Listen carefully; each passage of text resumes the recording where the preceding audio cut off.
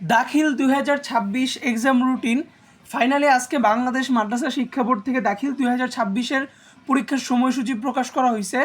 SSC 2026-এর রুটিনটা যখন share করছিলাম তখন তোমরা অনেকেই জিজ্ঞেস করতেছিলা যে মাদ্রাসা বোর্ডের দাখিল 26 ব্যাচের রুটিন কখন দিবে।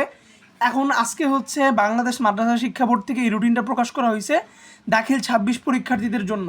এইটাতে কিন্তু সব সাবজেক্টের রুটিন দেয়া আছে। এই যে দেখতে পারতেছো সায়েন্স, আর্টস, জেনারেল, মানে মাদ্রাসা শিক্ষা বোর্ডে যে গ্রুপগুলো আছে সায়েন্স, আর্টস, জেনারেল, মানে গ্রুপ ছাড়া আছে যাদের, সবার রুটিনটা কিন্তু সেম। এই যে প্রকাশ করা হয়েছে 21 এপ্রিল থেকে হচ্ছে এক্সাম শুরু হবে। ফার্স্টে হচ্ছে কোরআন মাজিদ এক্সাম, তারপর হচ্ছে আরবি প্রথম পত্র, তারপরে হচ্ছে জেনারেল ম্যাথ, গণিত। আর প্রত্যেক সপ্তাহে হচ্ছে 3টা করে এক্সাম হবে। এই যে দেখতে পারতেছো প্রত্যেক সপ্তাহে 3টা করে এক্সাম, মানে মাঝখানে অনেক টাইম পাওয়া যাবে।